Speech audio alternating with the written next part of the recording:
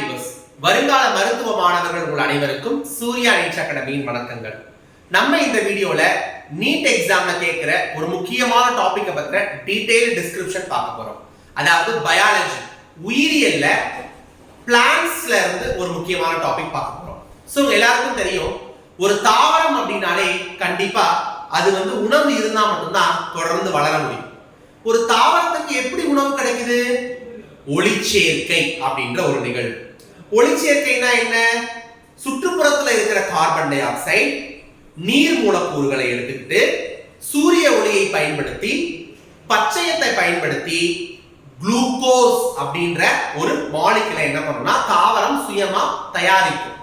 இந்த CO2 H2O வை எடுத்துக்கிட்டு சூரிய ஒளி பச்சையத்தை பயன்படுத்தி குளுக்கோஸை உருவாக்குற இந்த நிகழ்வுக்கு பேர் தான் ஒளிச்சேர்க்கை அப்படின்னு சொல்லுவோம்.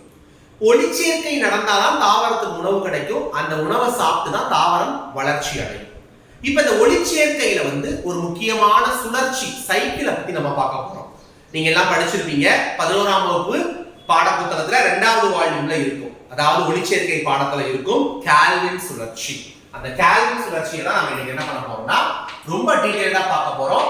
ரொம்ப கஷ்டமான டாபிக், பட் நீங்க வீடியோவை ஸ்கிப் பண்ணாம பாத்தீங்கன்னா உண்மையாலுமே இது உங்களுக்கு ரொம்ப யூஸ்ஃபுல்லா இருக்கும்.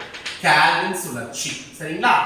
ஓகே, கால்வின் சுழற்சியில நம்ம என்ன பண்ண போறோம்னா கார்பன் டை ஆக்சைடை எடுத்துக்கிட்டு இந்த கார்பன் டை ஆக்சைடுல இருந்து குளுக்கோஸ் மாலிகுலை தயாரிக்க போறோம். அதாவது C6H12O6 அப்படின்ற குளுக்கோஸ் மூலக்கூறை நம்ம என்ன பண்ண போறோம்னா தயாரிக்க போறோம். இதுதான் கால்வின் சுழற்சியினுடைய நோக்கம்.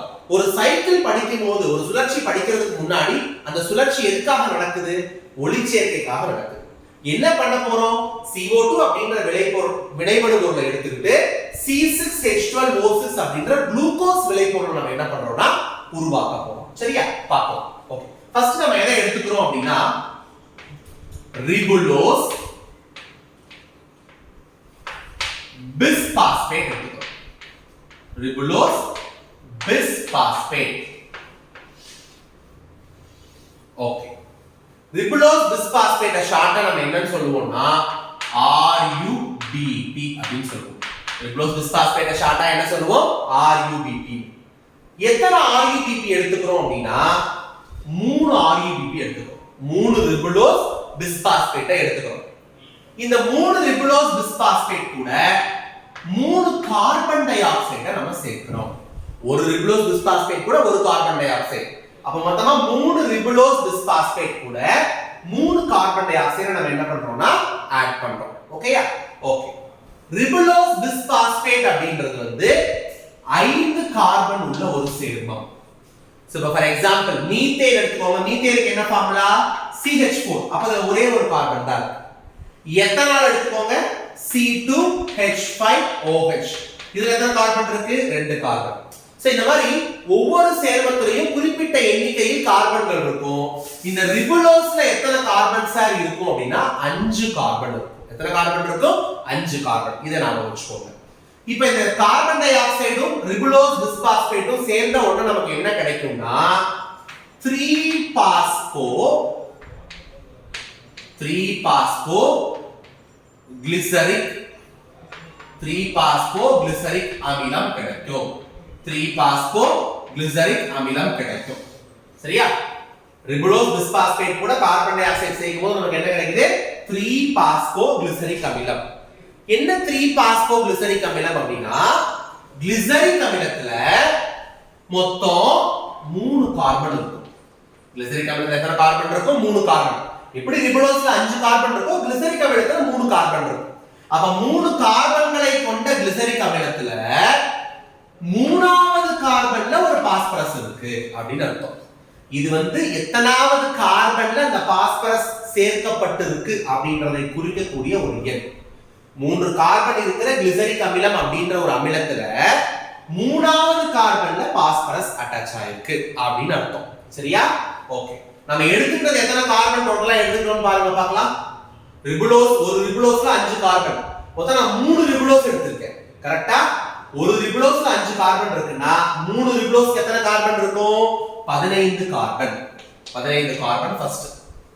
பிளஸ் ஒரு கார்பன் டை ஆக்சைடு எத்தனை கார்பன் இருக்கு? ஒரே ஒரு கார்பன். ஒரு CO2ல ஒரே ஒரு கார்பன் தான் இருக்கு. அப்ப மொத்தம் 3 CO2 எடுத்துட்டோம். அப்ப எத்தனை கார்பன்? 3 கார்பன். அப்போ ரிபுலோஸ் பிஸ்பாஸ்பேட் அப்படின்றதுல இருந்து ஒரு 15 கார்பன், கார்பன் டை ஆக்சைடுல இருந்து ஒரு 3 கார்பன், டோட்டலா 18 கார்பன் அணுக்கள் தான் ரியாக்ஷனுக்குள்ள வருது. ஓகேயா? 18 கார்பன் அணுக்கள் வருது. ஓகே. இப்போ இங்க பாருங்க, கிளிசரிக் அமிலம் உருவாகும். ஒரு கிளிசரிக் அமிலத்துல எத்தனை கார்பன் இருக்குன்னு சொல்லிட்டேன் இப்பதான் நானு. 3 கார்பன். ஃபர்ஸ்ட் கிளிசரிக் அமிலத்துல 3 கார்பன். டோட்டலா ரியாக்ஷன்ல எத்தனை கார்பன் வருது? 18 கார்பன். அப்ப பேலன்ஸ் பண்றதுக்கு செகண்ட் கிளிசரிக் அமிலத்துல ஒரு 3 கார்பன், மூணாவதா ஒரு கிளிசரிக் அமிலம் உருவாகும், அதுல ஒரு 3 கார்பன், நாலாவதா ஒரு கிளிசரிக் அமிலம் உருவாகும், அதுல ஒரு 3 கார்பன், அஞ்சாவதா ஒரு கிளிசரிக் அமிலம் உருவாகும், அதுல ஒரு 3 கார்பன், ஆறாவதா ஒரு கிளிசரிக் அமிலம் உருவாகும், அதுல ஒரு 3 கார்பன். டோட்டலா அப்ப எத்தனை கிளிசரிக் அமிலங்கள் உருவாகுது? நமக்கு 6 கிளிசரிக் அமிலம் உருவாகுது. இந்த கார்பனோட எண்ணிக்கையை நீங்க பேலன்ஸ் பண்ணிக்கிட்டே வரணும். அப்பதான் கரெக்டா நமக்கு சைக்கிள் வரும். மொத்தம் 18 கார்பனோட ரியாக்ஷன் ஆரம்பிக்கிறோம். 3 கார்பன் இருக்க கிளிசரிக் அமிலம் அப்படி உருவாகும். அப்ப ஒரு கிளிசரிக் அமிலத்துல 3 கார்பன்னா இந்த கிளிசரிக் அமிலம் மாதிரி எத்தனை கிளிசரிக் அமிலம் உருவானா நம்ம எடுத்துக்கிட்ட 18 கார்பனும் யூஸ் பண்ணப்படும்? 6. ஒரு கிளிசரிக் அமிலத்துல 3 கார்பன், அப்ப 6 கிளிசரிக் அமிலம் இதே மாதிரி உருவாகும். அப்ப நம்ம எடுத்துக்கிட்ட 18 கார்பனும் பயன்படுத்தப்பட்டு விடும். சரியா? இந்த கார்பன் எண்ணிக்கையை பேலன்ஸ் பண்ணும். ஓகே. அடுத்து இப்போ இந்த கிளிசரிக் அமிலம் என்னவா மாறும்னா 1,3 பிஸ்பாஸ்போ கிளிசரிக் அமிலமா மாறும். 1,3 பிஸ்பாஸ்போ கிளிசரிக் அமிலமா மாறும். சரியா? ஓகே. 3 பாஸ்போ கிளிசரிக் அமிலத்துல இருந்து 1,3 பிஸ்பாஸ்போ கிளிசரிக் அமிலம் உருவாகும். 3 பாஸ்போ கிளிசரிக் அமிலம்னா என்ன சொல்லி கொடுத்தேன்? 3 கார்பன் இருக்கிற கிளிசரிக் அமிலத்துல மூணாவது கார்பன்ல ஒரு பாஸ்பரஸ் சேர்ந்திருக்கு அப்படின்னு சொல்லி கொடுத்தேன். அப்ப 1,3 பிஸ்பாஸ்போ கிளிசரிக் அமிலம்னா என்ன? கிளிசரிக் அமிலம்னாலே 3 கார்பன் இருக்கிற ஒண்ணு. அப்ப 3 கார்பன் இருக்கிற கிளிசரிக் அமிலத்துல ஃபர்ஸ்ட் கார்பன்லயும் தேர்ட் கார்பன்லயும் 2 பாஸ்பரஸ் சேர்ந்திருக்கு. பிஸ்பாஸ்போ இங்கிலீஷ்ல பை அப்படின்வாங்க. பைனால என்ன அர்த்தம்? 2. இங்க ஒரே ஒரு பாஸ்பரஸ் தான் இருந்துச்சு, இங்க 2 பாஸ்பரஸ் இருக்கு. இங்க மூணாவது கார்பன்ல ஒரே ஒரு பாஸ்பரஸ் தான் இருந்துச்சு, ஆனா இங்க 1வது கார்பன்ல ஒரு பாஸ்பரஸ், ஏற்கனவே இங்க 3வது கார்பன்ல இருந்த இந்த ஒரு பாஸ்பரஸ், டோட்டலா ஒரு கிளிசரிக் அமிலத்துல இங்க 2 பாஸ்பரஸ் இருக்கு. சரியா? ஓகே. அப்ப ஒரு பாஸ்பரஸ் வேணும் இல்லையா? ஓகே. இப்ப கிளிசரிக் அமிலம்னா எத்தனை கார்பன் இருக்கும்? 3 கார்பன். நான் டோட்டலா ரியாக்ஷன் எடுத்துக்கிட்ட எத்தனை கார்பன்? 18 கார்பன். 6 கிளிசரிக் அமிலம் உருவாகுது. இங்கேயும் 6 தான் உருவாகும். ஏன்னா அப்பதான் ஒரு கிளிசரிக் அமிலத்துல 3 கார்பன், டோட்டலா 6 கிளிசரிக் அமிலம் உருவானுச்சு அப்படின்னா மட்டும் தான் நமக்கு 18 கார்பன் அப்படின்றது பேலன்ஸ் ஆகும். சோ 6 3 பாஸ்போ கிளிசரிக் அமிலம் 6 1,3 பிஸ்பாஸ்போ கிளிசரிக் அமிலமா மாறுது. ஓகேயா? ஓகே. இப்போ இங்க என்ன நடந்திருக்கு? ஒவ்வொரு கிளிசரிக் அமிலத்திலயும் முதலாவது கார்பன்ல ஒரு பாஸ்பரஸ் ஆட் ஆயிருக்கு. அதான கான்செப்ட். அப்ப மொத்தம் 6 கிளிசரிக் அமிலம் எடுத்துக்கோம். 6 1,3 பிஸ்பாஸ்போ கிளிசரிக் அமிலம் உருவாகி இருக்கு. ஒரு கிளிசரிக் அமிலத்துல 1வது கார்பன்ல ஒரு பாஸ்பரஸ் ஆட் ஆகுதுன்னா 6 கிளிசரிக் அமிலத்திலயும் 6 பாஸ்பரஸ் ஆட் ஆகிருக்கும். அப்ப நமக்கு இதுல இருந்து இது கிடைக்கிறதுக்கு நமக்கு ஒரு 6 பாஸ்பரஸ் தேவைப்படுது. இந்த 6 பாஸ்பரஸ் எப்படி சார் கிடைக்குது அப்படின்னா 6 ATP மூலக்கூறுகள் 6 ADP பிளஸ் 6 பாஸ்பேட்டா மாறும். ஓகேயா? ATP னா என்ன? Adenosine triphosphate. 3 பாஸ்பேட் இருக்குன்னு அர்த்தம். ட்ரைபாஸ்பேட் அது என்ன பண்ணும்னா தாங்கிட்ட இருக்க ஒரு பாஸ்பேட்டை வெளியில கொடுத்துரும். அப்ப அடினோசைன் ட்ரைபாஸ்பேட் என்னவா மாறுதுன்னா அடினோசைன் டைபாஸ்பேட் பிளஸ் 6 பாஸ்பேட்டா மாறுது. நல்லா புரிஞ்சுக்கோங்க. இங்க இந்த வினைபடு பொருள்ல இருந்து இந்த விளைபொருள் கிடைக்கணும் அப்படின்னா நமக்கு 6 பாஸ்பரஸ் வேணும். அந்த 6 பாஸ்பரஸை யார் கொடுக்குறா? 6 ATP கொடுக்குது. அவ்வளவுதான். சோ அப்போ ஒரு கிளிசரிக் ஆசிட் கூட ஒரு பாஸ்பரஸ் ஆட் ஆகி 1,3 பிஸ்பாஸ்போ கிளிசரிக் அமிலம் உருவாகும். இதே மாதிரி 6 கிளிசரிக் அமிலத்தோட 6 பாஸ்பேட் ஆட் ஆகி 6 1,3 பிஸ்பாஸ்போ கிளிசரிக் அமிலம் நமக்கு உருவாகும். கார்பன் பாருங்க 18. ஒரு கிளிசரிக் அமிலத்துல 3 கார்பன், மொத்தம் 6 கிளிசரிக் அமிலம் உருவாகுது. அப்ப 6 × 3 18 கார்பன் பேலன்ஸ் ஆயிடுச்சு. அடுத்து என்ன நடக்க போகுது அப்படின்னா கிளிசரால்டிஹைட்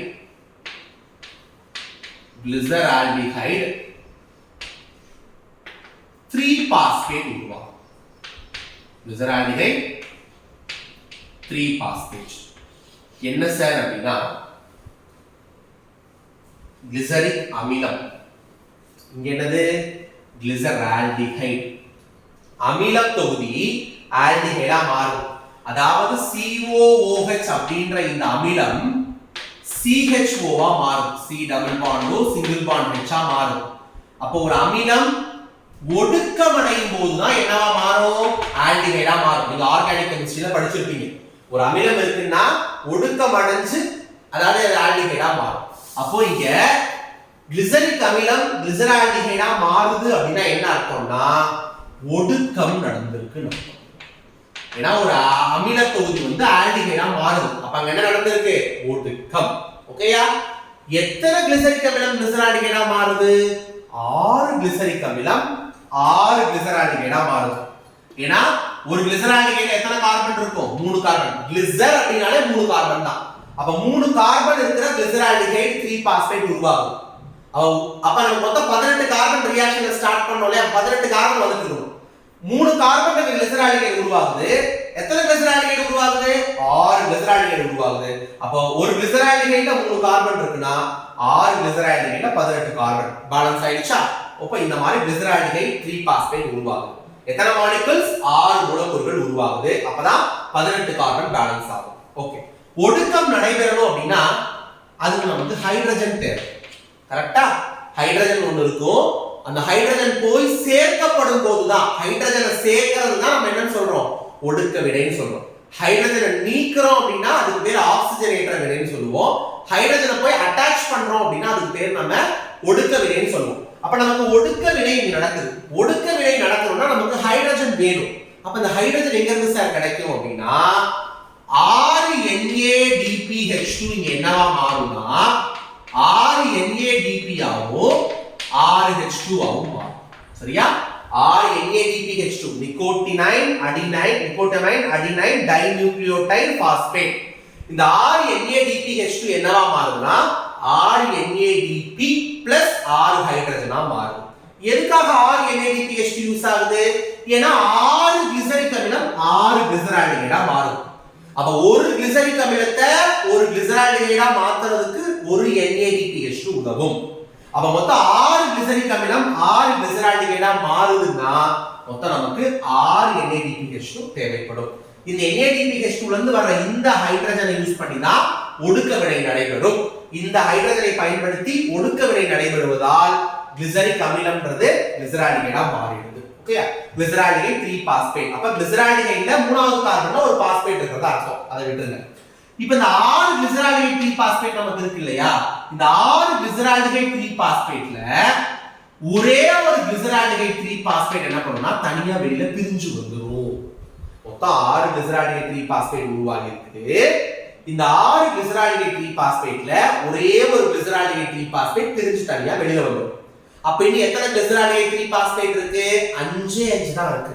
அப்ப இந்த மிச்சம் இருக்க 5 கிளிசரால்டிஹைட் 3-பாஸ்பேட்டும் என்ன பண்ணும்னா அடுத்த ஸ்டெப் ரியாக்ஷனுக்குள்ள என்டர் ஆகும்.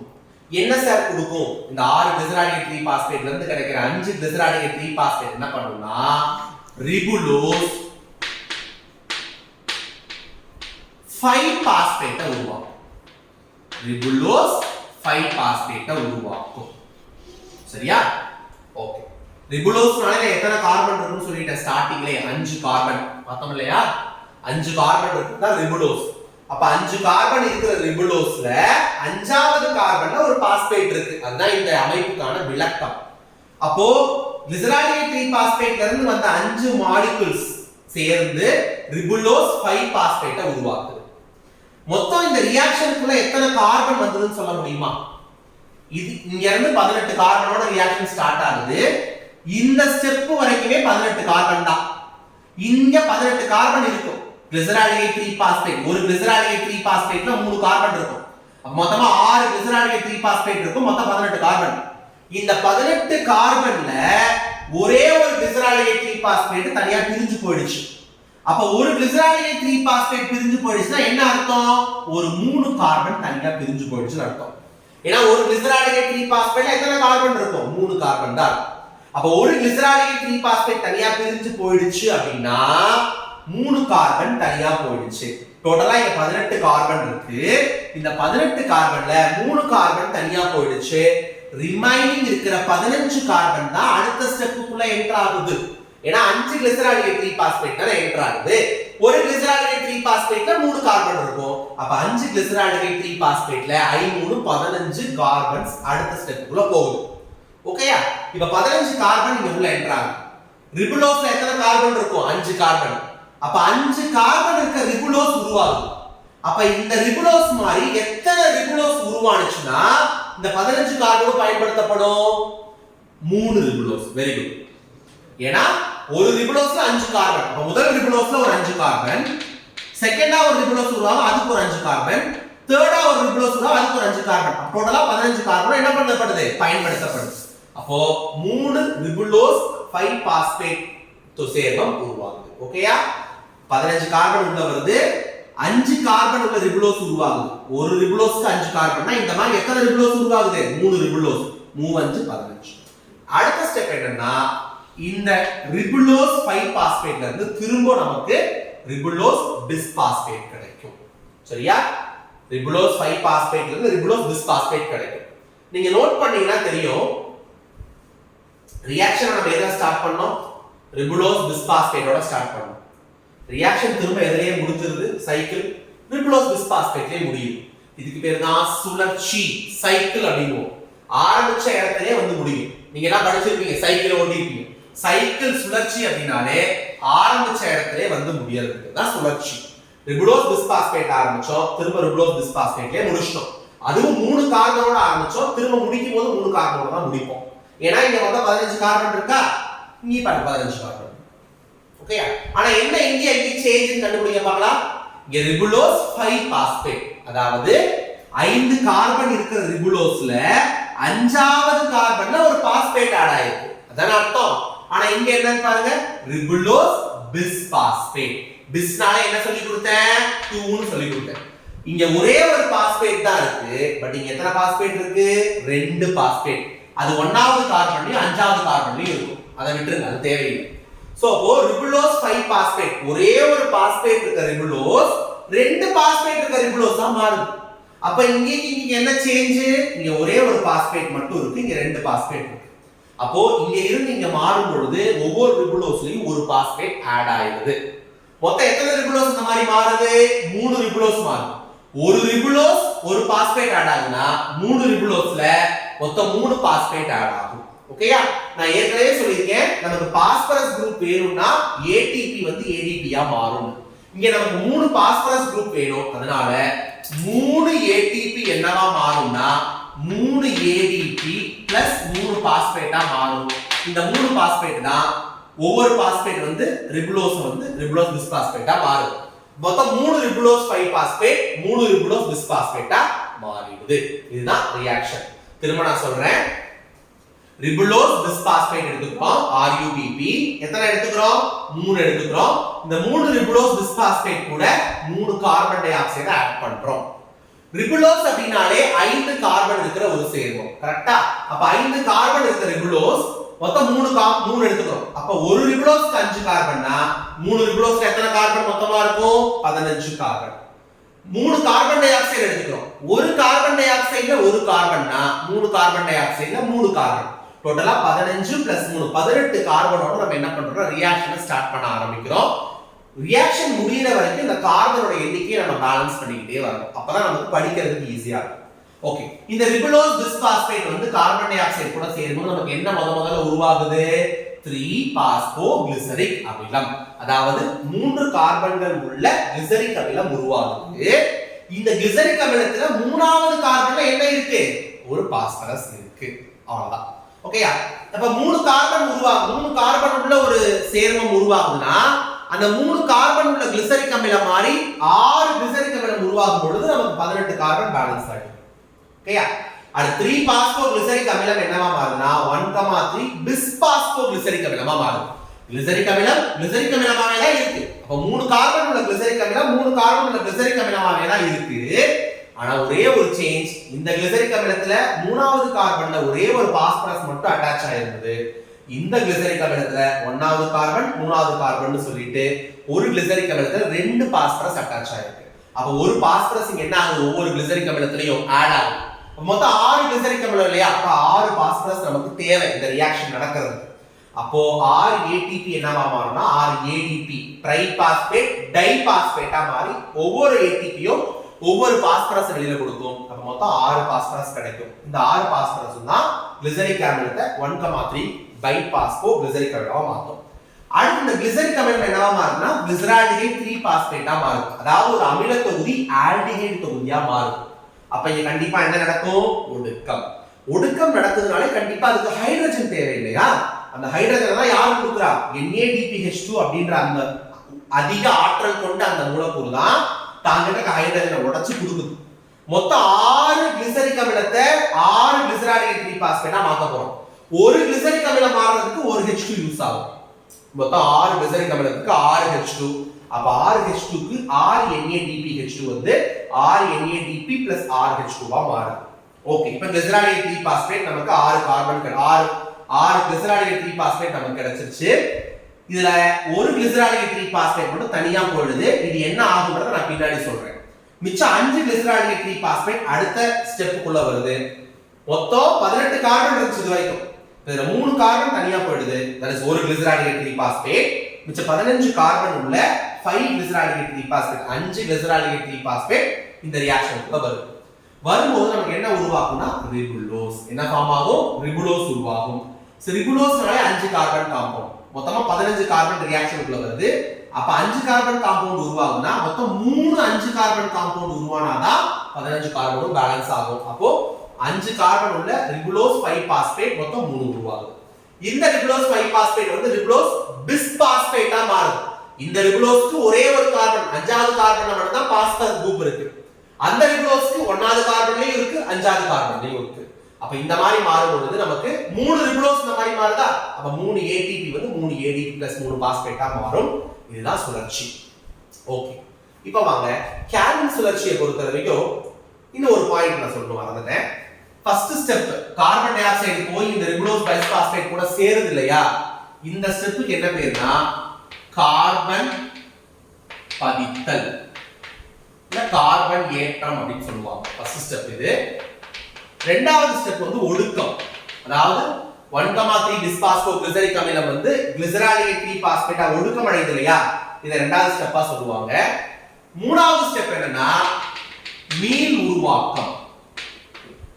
நம்ம ரியாக்ஷனை எத்தனை மாலிக்யூல்ஸோட ஸ்டார்ட் பண்ணோம், 3 ரிபுலோஸ் பிஸ்பாஸ்பேட் கூட ரியாக்ஷனை ஸ்டார்ட் பண்ணோம். கரெக்ட்டா? நமக்கு ரியாக்ஷன் சைக்கிள் சுழற்சி முடியும் போது எத்தனை என்ன கிடைக்குது, திரும்ப அதே 3 ரிபுலோஸ் பிஸ்பாஸ்பேட் கிடைச்சது. அப்ப ரியாக்ஷன் நம்ம 3 ரிபுலோஸ் பிஸ்பாஸ்பேட்ல ஸ்டார்ட் பண்ணோம் சைக்கிள. சுழற்சி முடியும் பொழுது 3 ரிபுலோஸ் பிஸ்பாஸ்பேட்டை உருவாக்கிடும்.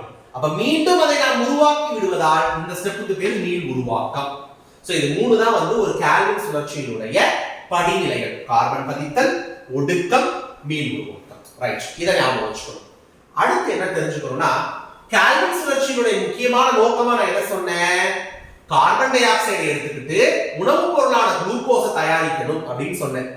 எங்க சார் எந்த இடத்துலயும் குளுக்கோஸே தயாரிக்கப்படலையே, எப்படி கேல்வின் சைக்கிள் முடிஞ்சதுன்னு சொல்றீங்க அப்படின்னா இன்னும் சைக்கிள் முடியல, இன்னும் ஒரு ஸ்டெப் எக்ஸ்ட்ரா இருக்கு. என்னன்னு கவனிங்க. C6H12O6 அதுதான் குளுக்கோஸுடைய வாய்ப்பாடு. அப்ப 6 கார்பன் இருக்கிற ஒரு குளுக்கோஸ் மூலக்கூறு உருவாகுது. அப்போ எத்தனை கார்பன் வந்து தேவைப்படுது, 6. அப்போ 6 கார்பன் டை ஆக்சைடை நம்ம வந்து ரியாக்ஷன்ல இன்வால்வ் பண்ணணும். 6 கார்பன் இருக்கிற ஒரு குளுக்கோஸ் மூலக்கூறு உருவாகுறதுனால 6 கார்பன் இருக்கிற 6 கார்பன் டை ஆக்சைடை நம்ம என்ன பண்ணணும்னா வினையில் பயன்படுத்தப்பட வேண்டும். அப்ப 6 கார்பன் டை ஆக்சைடு, ஒரு கார்பன் டை ஆக்சைடுல இருந்து ஒரு கார்பன் வரும். 6 கார்பன் டை ஆக்சைடு மூலக்கூறுகள்ல இருந்து 6 கார்பன் வந்து தான் குளுக்கோஸ் உருவாகும். அப்ப நம்ம ஒரு குளுக்கோஸை உருவாக்கணும் அப்படின்னா நமக்கு 6 CO2 தேவைப்படுது. 6 CO2 வினையில் ஈடுபட வேண்டும். ஆனா ஃபர்ஸ்ட் ஸ்டெப்ல எத்தனை CO2 மட்டும் தான் வினையில் ஈடுபட்டு இருக்கு? 3 CO2. கரெக்ட்டா? ஏன்னா நான் 3 CO2 எடுத்துக்கிட்டு தான் 3 ரிபுலோஸ் பிஸ்பாஸ்பேட் கூட சேர்த்து இந்த சைக்கிளை நடத்தி இருக்கேன். அப்போ எனக்கு 6 CO2 எடுத்துட்டாதான் எனக்கு ஒரு குளுக்கோஸ் கிடைக்கும். ஆனா நான் 6 எடுத்துக்காதனால எனக்கு குளுக்கோஸ் கிடைக்கல. நான் 3 தான் எடுத்திருக்கேன். அந்த 3 எடுத்துக்கிட்டப்போ எனக்கு இந்த மாதிரி சைக்கிள் நடந்து இங்க வெளியில தனியா ஒண்ணு போயிருக்கு பாருங்க. ஒரே ஒரு கிளிசரால்டிஹைட் 3 பாஸ்பேட். கிளிசரால்டிஹைட் 3 பாஸ்பேட்னா எத்தனை கார்பன் இருக்கும்? 3 கார்பன் இருக்கும். அப்ப இப்ப 3 கார்பன் எனக்கு தனியா வெளியில வந்துச்சு. இப்போ திரும்ப நான் என்ன பண்ண போறேன்னா இன்னொரு 3 கார்பன் டை ஆக்சைடு எடுத்துக்கிறேன். இதே மாதிரி திரும்ப இன்னொரு 3 கார்பன் டை ஆக்சைடு எடுத்துக்கிட்டு 3 ரிபுலோஸ் பிஸ்பாஸ்பேட் கூட சேர்த்து இந்த ரியாக்ஷன் சைக்கிளை அப்படியே கண்டினியூ பண்றேன். அப்ப முதல்ல ஒரு 3 கார்பன் டை ஆக்சைடு எடுத்துக்கும் போது எனக்கு ஒரு கிளிசரால்டிஹைட் 3 பாஸ்பேட் வெளியில வந்துச்சு. திரும்ப இன்னொரு 3 கார்பன் டை ஆக்சைடு எடுத்துட்டு ரியாக்ஷன் நடத்தும் போது இந்த ஸ்டெப்ல எனக்கு இன்னொரு ஒரு செகண்டா ஒரு 3 கிளிசரால்டிஹைட் 3 பாஸ்பேட் வெளியில வரும். அப்ப first carbon di oxide 3 carbon di oxide எடுத்துக்கும் போது ஒரு கிளிசரால்டிஹைட் 3 பாஸ்பேட் வெளியில வருது. இரண்டாவது முறையா திரும்ப இன்னொரு 3 கார்பன் டை ஆக்சைடு எடுத்துட்டு இதே மாதிரி ரியாக்ஷன் நடக்கும் போது ஒரு கிளிசரால்டிஹைட் 3 பாஸ்பேட் வெளியில வருது. ஒரு கிளிசரால்டிஹைட் 3 பாஸ்பேட் எத்தனை கார்பன் இருக்குன்னு சொல்லி கொடுத்திருக்கேன் ஆல்ரெடி 3 கார்பன். அப்ப இரண்டாவது வந்த கிளிசரால்டிஹைட் 3 பாஸ்பேட்லயும் ஒரு 3 கார்பன் இருக்கும். அப்ப ஃபர்ஸ்ட் வந்த கிளிசரால்டிஹைட் 3 பாஸ்பேட்ல இருந்து ஒரு 3 கார்பன், இரண்டாவது வந்த கிளிசரால்டிஹைட் 3 பாஸ்பேட்ல இருந்து ஒரு 3 கார்பன். இந்த 6 கார்பனும் சேர்ந்துதான் C6H12O6 அப்படின்ற குளுக்கோஸ் மூலக்கூறை உண்டாக்கும். அப்போ ஃபர்ஸ்ட் ஒரு 3 கார்பன் டை ஆக்சைடு எடுத்துக்கிட்டு ஒரு 3 கார்பனை வெளியே கொண்டு வரோம். திரும்ப இதை இன்னொரு தடவை ரிப்பீட் பண்றோம். இன்னொரு 3 கார்பன் டை ஆக்சைடு எடுத்துக்கிட்டு ஒரு 3 கார்பனை வெளியில கொண்டு வரோம். டோட்டலா 6 கார்பன். இந்த 6 கார்பனும் சேர்ந்து 6 கார்பன் சேர்மமான C6H12O6 குளுக்கோஸை உருவாக்கும். பாருங்க 6 கார்பன் டை ஆக்சைடை பயன்படுத்திட்டோம், ஒரு குளுக்கோஸ் மூலக்கூறு நமக்கு உருவாயிடுச்சு. இதுதான் கால்வின் சுழற்சி. இந்த சைக்கிள் நல்லா நீங்க தரவா படிச்சறணும். அடுத்த எக்ஸாம்ல நீட் தேர்வுல ரிப்பீட்டடா இந்த சுழற்சியில இருந்து கேட்கிற ஒரு 4-5 கேள்விகளை பத்தி நம்ம என்ன பண்ணலாம்னா பார்க்கலாம். ஏன்னா ரொம்ப முக்கியமான சைக்கிள், ரொம்ப ஈஸியான சைக்கிளும் கூட, உங்களுக்கு நல்லா புரிஞ்சிருக்கும்னு நான் நினைக்கிறேன். இப்போ இந்த சுழற்சியில இருந்து நமக்கு தேர்வுக்கு நீட் எக்ஸாமுக்கு என்ன क्वेश्चंस வரும், எப்படி எல்லாம் क्वेश्चंस வந்து கேக்குறாங்க அப்படிங்கறத நம்ம ஒரு எக்ஸாம்பிளுக்கு ஒரு 4-5 क्वेश्चन பார்த்தோம்னா உங்களுக்கு புரியும். ஃபர்ஸ்ட் கேள்வி என்ன கேட்பாங்க அப்படின்னா, முதல் CO2 ஏற்பி, முதல் CO2 ஏற்பி.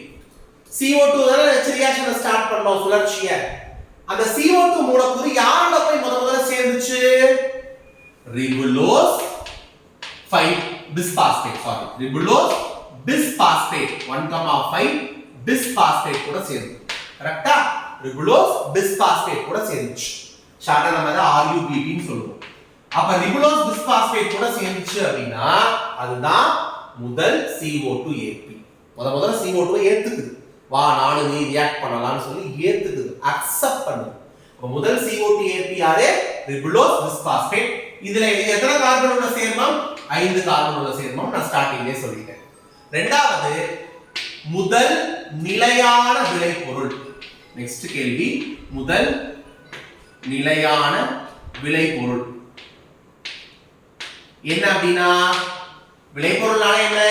முதல்ல உருவாகிற ப்ராடக்ட். முதல்ல நமக்கு என்ன ப்ராடக்ட் உருவானுச்சு? கார்பன் டை ஆக்சைடும் நம்ம ரிபுலோஸ் பிஸ்பாஸ்பேட்டும் சேர்ந்து வினை புரிகிறப்ப நமக்கு என்ன உருவானுச்சு? சைக்கிள் திருப்பி பாருங்க. 3-பாஸ்போ கிளிசரிக் அமிலம். 3-பாஸ்போ கிளிசரிக் அமிலம் தான் உருவானுச்சு. ஓகே, அதுதான் முதலில் நிலையான விளைபொருள். ஓகேயா? 3-பாஸ்போ கிளிசரிக் அமிலம்ன்றது எத்தனை கார்பன் உள்ள சேர்மம்? 3 கார்பன் உள்ள சேர்மம். அதை ஞாபகம் வச்சுக்கோங்க. மூணாவது என்னன்னா, 6 CO2 எடுத்துக்கிட்டு நம்ம ஒரு குளுக்கோஸ் மூலக்கூறை தயாரிக்கிறோம். இதுதானே கால்வின் சுழற்சி.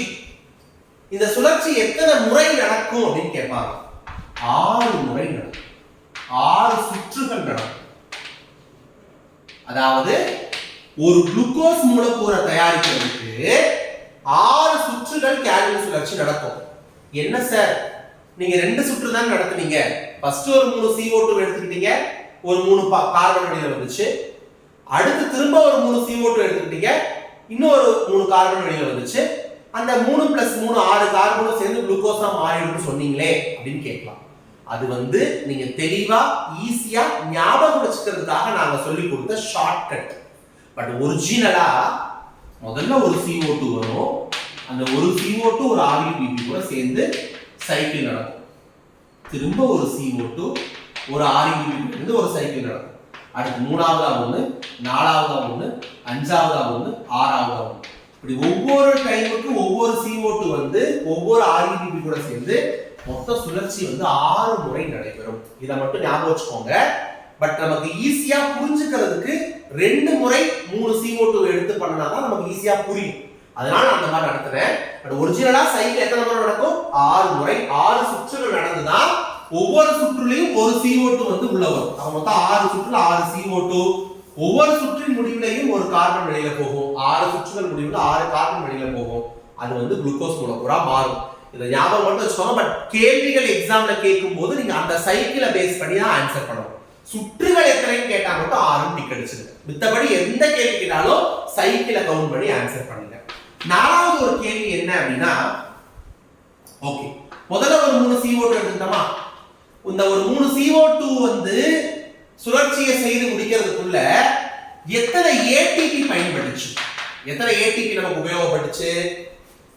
9 ATP. எப்படின்னா இங்க 3-பாஸ்போகிளிசரிக் அமிலம் 1,3 டிஸ்பாஸ்போகிளிசரிக் அமிலம் மாறும்போது ஒரு 6 ATP நம்ம யூஸ் பண்ணோமா?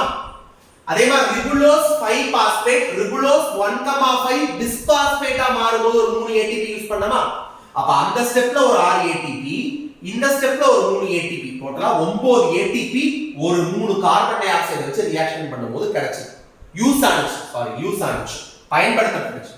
எத்தனை NADPH2 பயன்படுத்தப்பட்டுச்சுன்னு சொல்ல முடியுமா? 6 NADPH2 பயன்படுத்தப்பட்டுச்சு. எங்க பயன்படுத்தப்பட்டுச்சு? ஒடுக்க வினையில கிளிசரிக் அமிலம் கிளிசரால்டிகைடா மாறும்போது 6 NADPH2 பயன்படுத்தப்பட்டுச்சு. அப்ப 3 கார்பன் டை ஆக்சைடை எடுத்துக்கிட்டு நான் வினையை நடத்தும் போது எனக்கு 9 ATP உபயோகப்படுகிறது, 6 NADPH2 உபயோகப்படுகிறது. திரும்ப இரண்டாவது முறை ஒரு 3 கார்பன் டை ஆக்சைடு எடுத்துட்டு நான் என்ன பண்ணேன்? சைக்கிள் நடத்தினேன் இல்லையா? அப்ப எனக்கு என்ன நடந்திருக்கும்? 9 ATP பயன்படுத்தப்படும். அதே போல 6 NADPH2 பயன்படுத்தப்படும். அப்ப டோட்டலா 3 + 3 6 கார்பன் டை ஆக்சைடை கொண்டு வினையை நடத்தும் போது 18 ATP மூலக்கூறுகளும் 12 NADPH2 மூலக்கூறுகளும் பயன்படுத்தப்படும். கரெக்ட்டா? 18 ATPயும் 12 NADPH2ம் 6 CO2. சோ அப்ப 6 CO2 எடுத்துட்டோம்னா நமக்கு வந்து ஒரு குளுக்கோஸ் கிடைக்கும். கரெக்ட்டா? அப்ப ஒரு குளுக்கோஸை உருவாக்குறதுக்கு நமக்கு எத்தனை ATP தேவைப்படுது? 18 ATPயும் 12 NADPH2 தேவைப்படுது. சரியா? இதே ஒரு CO2 வச்சு ரியாக்ஷன் நடத்துறோம்னு வெச்சுக்கோங்க. ஒரே ஒரு CO2 மட்டும் எடுத்துக்கறேன்னா அப்ப எனக்கு எத்தனை ATP தேவைப்படும்? டிவைட் பை 6 பண்ணலாமா? 6 CO2 ஒரு CO2 ஆ மாறிடுச்சு. அப்ப 6 ஆல வகுத்துட்டாங்க. 6 ஆல வகுத்தீங்கன்னா 3 ATPயும் 2 NADPH2 தேவைப்படும். ஓகேயா? சோ 6 CO2 ஐ பதிப்பதற்கு 6 கார்பன் டை ஆக்சைடை பதிப்பதற்கு 6 கார்பன் டை ஆக்சைடு பதிப்பதற்குன்னு கேட்கலாம், இல்ல ஒரு குளுக்கோஸை உருவாக்குவதற்கு. ஏன்னா 6 CO2 பதிஞ்சிருச்சுனா 6 CO2 ரியாக்ஷனுக்குள்ள இன்வால்வ் ஆயிடுச்சுனா 6 CO2 சேர்ந்து ஒரு குளுக்கோஸை உருவாக்கும். அப்ப 6 CO2 ஐ பதிப்பதற்கோ இல்ல ஒரு குளுக்கோஸை உருவாக்குவதற்கோ 18 ATPயும் 12 NADPH2ம் பயன்படும். அதே ஒரு CO2 பதிப்பதற்கு 3 ATPயும் 2 NADPH2 உருவாகும். இந்த பாயிண்ட்ஸ் எல்லாம் நீங்க ரொம்ப தெளிவா ஞாபகம் வச்சுக்கணும். கேல்வின் சுழற்சியை கண்டுபிடிச்சவர் யாருன்னா மெல்வின் கால்வின். கேல்வின் சுழற்சியை கண்டுபிடிச்சவர் மெல்வின் கால்வின். இந்த சுழற்சிக்கு ஒரு பேர் இருக்கு. என்ன அப்படின்னா இருள் சுழற்சி. இந்த சுழற்சி இருள் சுழற்சி. ஏன் சார் அப்படின்னா ஒளிச்சேர்க்கைன்னு சொல்றீங்க, இருள் சுழற்சின்னு சொல்றீங்களே சார் அப்படின்னா இந்த சைக்கிள் நடைபெறுவதற்கு எந்த இடத்திலும் ஒளி பயன்படாது. லைட் தேவையே கிடையாது. லைட் இல்லாமயே இந்த ரியாக்ஷன்ஸ் எல்லாம் நடக்கும். அதனால லைட் தேவையில்லை, ஒளி தேவையில்லை என்பதால் இதை இருள் சுழற்சி இல்லனா இருள் வினை அப்படினா சொல்லுவாங்க. இந்த சைக்கிளுக்கு இன்னொரு பேர் இதெல்லாம். இன்னொரு முக்கியமான ஒரு பேர் இந்த சுழற்சிக்கு என்னன்னா C3 சுழற்சி. ஏன் சார் C3 சுழற்சி? Cனா என்ன? கார்பன். அப்ப கார்பன் 3 சுழற்சின்னு அர்த்தம். எதனால இந்த கார்பன் 3 சுழற்சின்னு சொல்றாங்கன்னா முதலில் உருவாகும் நிலையான விளைபொருள் என்னது?